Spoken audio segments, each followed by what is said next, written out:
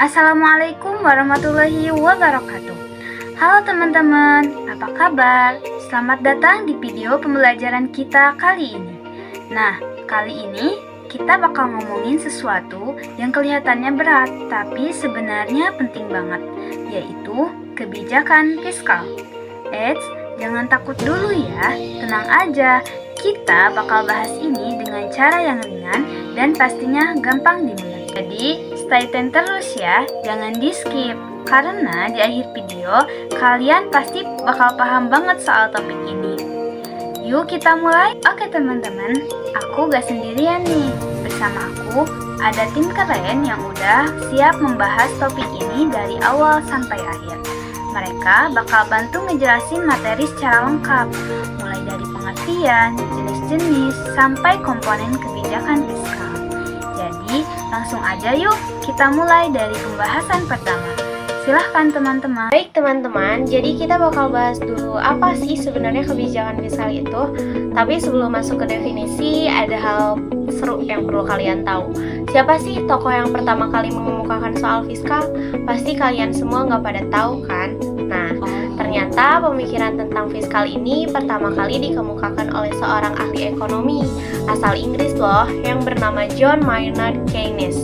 Keynes percaya bahwa pemerintah itu punya peran penting dalam mengatur ekonomi, terutama saat ekonomi sedang mengalami naik turun, alias ekspansi dan kontraksi. Misalnya nih, saat ekonomi melambat, pemerintah itu bisa turun tangan membuat ekonomi stabil kembali.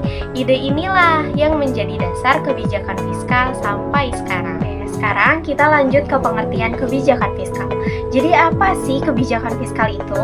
Kalian harus tahu, kata fiskal itu sebenarnya berasal dari bahasa Inggris, yaitu fish, yang artinya perbendaharaan atau pengaturan uang. Nah, kalau kita kaitkan dengan pemerintah, kebijakan fiskal ini intinya merupakan strategi yang dilakukan oleh pemerintah untuk mengatur pemasukan dan pengeluaran negara, seperti pajak dan anggaran belanja. Kemudian, yang kedua, jenis-jenis kebijakan fiskal. Yang pertama, kebijakan fiskal ekspansif atau expansionary fiscal policy. Kebijakan ini diterapkan saat ekonomi melambat, misalnya saat daya beli turun dan jumlah pengangguran tinggi. Caranya itu dengan pemerintah menaikkan belanja negara dan menurunkan pajak. Tujuannya supaya masyarakat punya lebih banyak uang untuk belanja dan perekonomian kembali bergerak. Contohnya nih, selama pandemi COVID-19 kemarin, pada tahun 2020 sampai dengan 2021, pemerintah Indonesia menggunakan kebijakan ekspansif untuk menjaga ekonomi tetap berjalan meskipun banyak sektor yang terhenti. Selanjutnya, yang kedua, kebijakan fiskal kontraktif atau contractionary fiscal policy. Ini kebalikan dari yang ekspansif ya. Kebijakan ini diterapkan ketika ekonomi terlalu cepat berkembang atau inflasi tinggi. Nah, caranya dengan pemerintah mengurangi belanja dan menaikkan pajak agar permintaan berkurang dan inflasi bisa terkendali. Contohnya nih, pemerintah menaikkan tarif pajak penghasilan untuk orang berpenghasilan tinggi untuk menurunkan daya beli mereka dan meredakan tekanan inflasi dari mereka. Tujuan kebijakan fiskal. Kebijakan fiskal itu punya tujuan besar loh teman-teman. Tujuan itu untuk menentukan arah dan prioritas pembangunan nasional serta mendorong pertumbuhan ekonomi bangsa. Tapi selain itu ada juga beberapa tujuan penting yang lebih spesifik. Yuk kita lihat satu persatu. 1. Meningkatkan potensi SDM dan menurunkan pengangguran. Pemerintah mengalokasikan anggaran untuk pendidikan dan pelatihan agar mengurangi pengangguran dan meningkatkan kualitas SDM.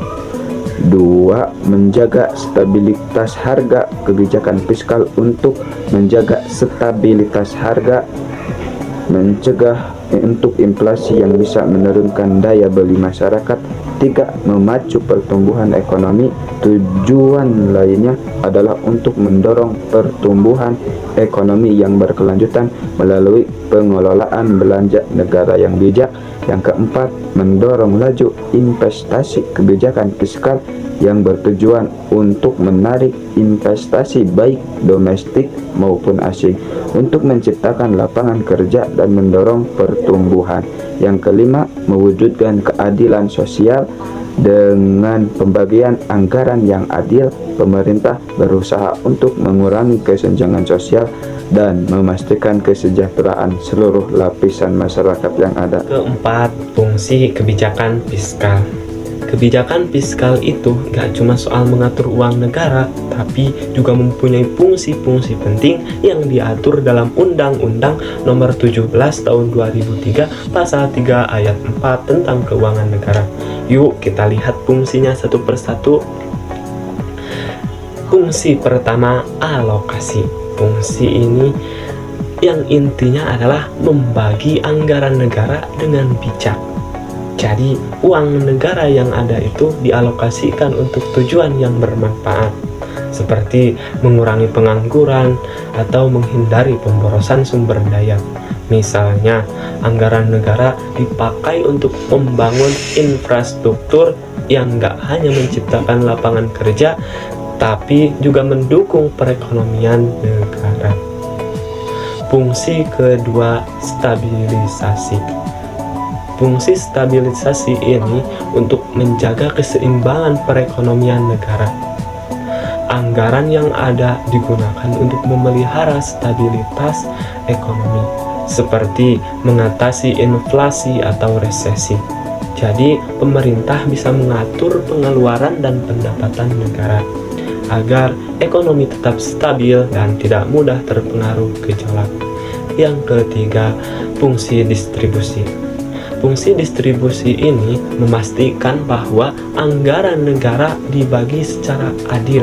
Jadi, negara punya kewajiban untuk membuat kebijakan anggaran yang memperhatikan kesejahteraan rakyat secara merata.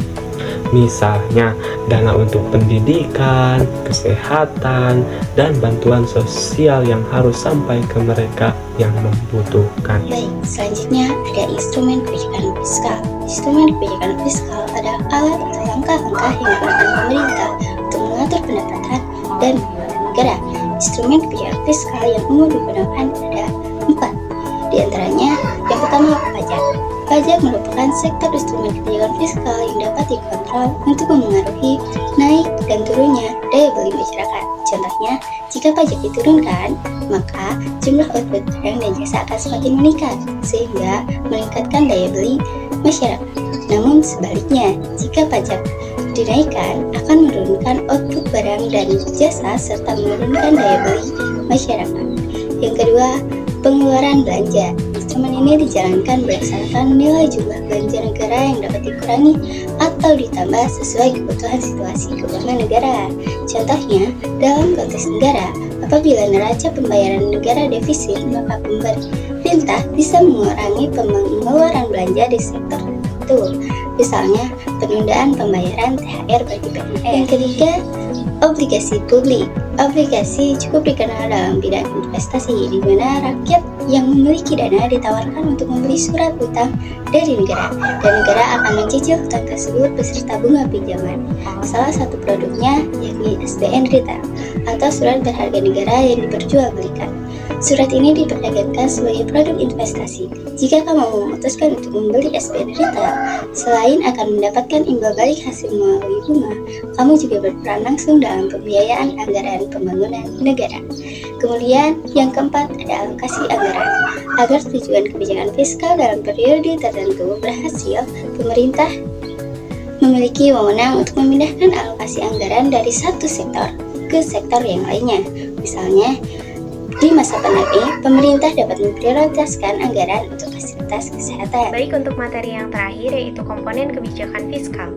Kebijakan fiskal terdiri dari 4 komponen utama yang berperan dalam mengelola perekonomian negara. Yuk kita bahas satu persatu. Yang pertama, ada kebijakan perpajakan. Pajak adalah sumber pendapatan utama negara. Pemerintah menetapkan tarif pajak untuk mengatur aliran uang. Menaikkan pajak bisa mengurangi daya beli masyarakat, sementara menurunkan pajak bisa meningkatkan konsumsi dan inflasi. Kemudian yang kedua, kebijakan pengeluaran. Pemerintah menggunakan anggaran untuk membiayai sektor penting seperti pendidikan, kesehatan, dan infrastruktur. Jika pengeluaran lebih besar dari pendapatan, negara mengalami defisit yang bisa ditutupi dengan pinjaman. Kemudian yang ketiga, kebijakan investasi dan disinvestasi. Kebijakan ini bertujuan untuk menarik investasi yang mendukung pertumbuhan ekonomi. Pemerintah juga bisa menjual aset atau disinvestasi untuk menambah dana. Yang terakhir, yang keempat, pengelolaan utang atau surplus. Jika pendapatan lebih besar dari pengeluaran, maka negara mengalami surplus. Jika tidak, negara harus meminjam uang untuk menutupi defisit. Kebijakan fiskal bekerja untuk menjaga kestabilan ekonomi, mempercepat pertumbuhan, dan memastikan pemerataan kesejahteraan. Nah, teman-teman, sudah jelas ya penjelasannya? Dari yang kita bahas tadi, dapat disimpulkan bahwa kebijakan fiskal adalah strategi pemerintah untuk mengatur keuangan negara melalui pengelolaan pajak dan belanja. Kebijakan ini memiliki 3 fungsi utama, yakni alokasi sumber daya, stabilisasi ekonomi, dan distribusi pendapatan. Terdapat 2 jenis kebijakan fiskal, yaitu ekspansif yang mendorong pertumbuhan ekonomi dan kontraktif yang mengatasi inflasi. Tujuan kebijakan ini mencakup peningkatan sumber daya manusia, pengurangan pengangguran, dan menjaga stabilitas harga. Terdapat 4 komponen, yaitu kebijakan perpajakan, pengeluaran, investasi dan disinvestasi, dan pengelolaan utang surplus. Kebijakan fiskal yang efektif sangat penting untuk mencapai pertumbuhan ekonomi yang berkelanjutan dan kesejahteraan masyarakat. Semoga materi yang sudah disampaikan bisa membantu teman-teman lebih memahami pentingnya kebijakan fiskal dalam kehidupan sehari-hari. Terima kasih sudah menyimak dan jangan lupa untuk terus belajar dan mengikuti video pembelajaran berikutnya. Sampai jumpa.